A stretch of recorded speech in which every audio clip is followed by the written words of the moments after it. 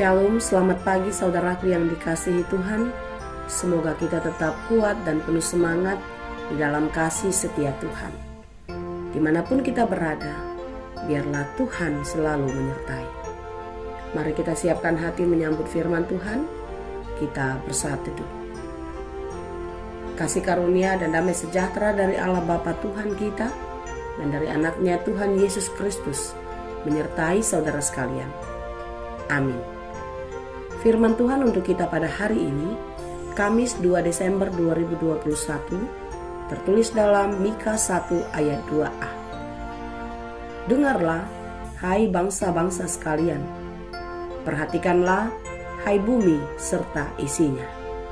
Demikianlah dikatakan, sejak manusia diciptakan Allah sudah memberikan kebebasan bagi manusia untuk memilih yang baik dan benar, serta menjauhkan yang buruk dan yang salah dari kehidupan mereka menurut kehendak Tuhan di dalam kehidupan. Sangat jelas dikatakan bagaimana Allah melarang manusia agar mereka tidak jatuh ke dalam dosa. Dalam Kejadian 2 ayat 17 dikatakan, tetapi pohon pengetahuan tentang yang baik dan yang jahat itu janganlah kau makan buahnya, sebab pada hari engkau memakannya, pastilah engkau mati. Ketika manusia melanggar perintah Allah, maka hukumnya adalah kematian. Padahal sesungguhnya Tuhan tidak menginginkan kematian manusia jahat, melainkan Allah menginginkan mereka berbalik dan bertobat, kembali taat dan setia kepada Allah. Saudaraku yang dikasihi Tuhan, memulai pemberitaannya, Mika menyampaikan penglihatannya tentang apa yang akan terjadi pada ibu kota kerajaan Samaria dan Yerusalem. Dia menyampaikan pesan penghakiman kepada orang-orang Israel karena penyembahan berhala yang terus-menerus mereka lakukan.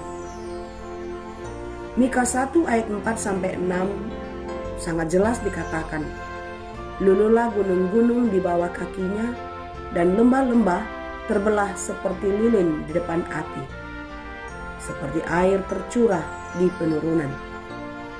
Semuanya ini terjadi karena pelanggaran Yakub dan karena dosa kaum Israel. Pelanggaran Yakub itu apa? Bukankah itu Samaria? Dosa kaum Yehuda itu apa? Bukankah itu Yerusalem?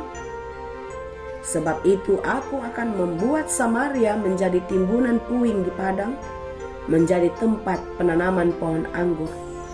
Aku akan menggulingkan batu-batunya ke dalam lembah dan akan menyingkapkan dasar-dasarnya. Saudaraku yang dikasihi Tuhan, Allah tidak mau dipermainkan oleh manusia. Manusia yang sudah menyatakan dirinya percaya, tentu hendaklah dia setia sampai mati. Karena penghakiman Tuhan akan tetap dinyatakan di dalam sejarah kehidupan manusia, dari dulu hingga sekarang dan sampai di masa yang akan datang. Kita yang juga menerima belas kasih Tuhan harus tetap hidup di dalam kesetiaan. Janganlah kiranya kita setia, berdoa dan terus percaya kepada Tuhan ketika hidup kita baik-baik saja. Tetapi ketika kita menghadapi banyak pergumulan dan doa-doa kita belum mendapat jawaban, kita kecewa, kita sedih, dan kita mulai pergi menjauh dari Tuhan. Saudaraku yang dikasihi Tuhan, janganlah kiranya kita percaya kepada Tuhan ketika kita baik-baik saja. Tetapi hendaklah di dalam segala situasi kehidupan kita tidak pernah berpaling dari Galatia 6 ayat 7 dan 8 berkata, jangan sesat, Allah tidak membiarkan dirinya dipermainkan. Karena apa yang ditabur orang, itu juga yang akan dituainya. Sebab barang siapa menabur dalam dagingnya, ia akan menuai kebinasaan dari dagingnya. Tetapi barang siapa menabur dalam roh, ia akan menuai hidup yang kekal dari roh itu. Hendaklah kiranya kita menabur dan berbuat kebaikan di dalam hidup dan menanggalkan segala keinginan daging, agar kita beroleh kehidupan yang kekal. Karena siapa yang menabur dan berbuat menurut keinginan dagingnya, maka dia akan menerima hukuman dan masuk dalam kematian yang kekal. Tidak ada yang luput dari penglihatan Allah. Namun, sekalipun demikian, bagi kita masih diberi kesempatan. Walau kita sudah berdosa, Tuhan masih mengasihi kita.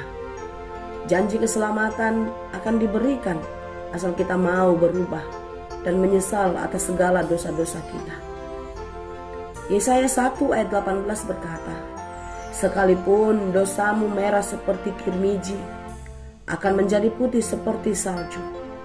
Sekalipun berwarna merah seperti kain kesumba, akan menjadi putih seperti bulu domba." Datanglah dan berbalik, tinggalkan dosa-dosamu. Lakukan dan turutilah kehendak Tuhan. Hiduplah di dalam ketaatan dan kesetiaan. Apapun yang terjadi dalam hidupmu, Tuhan tetap bersama-sama denganmu. Tuhan tetap memberikan kekuatan kepadamu. Tuhan senantiasa memelihara hidupmu. Serahkan seluruh perjalanan hidupmu ke dalam tangan Tuhan, dan biarlah Tuhan yang mengatur setiap langkahmu. Tuhan Yesus memberkati. Amin. Terima kasih Tuhan untuk firman-Mu hari ini. Firman-Mu yang mengingatkan kami akan kuasa dan kasih-Mu di dalam hidup kami. Apapun yang kami perbuat, tidak ada satupun yang luput dari perhatian-Mu. Tuhan, berikan kami kekuatan dan hikmat agar kami hidup di dalam ketaatan kepada-Mu.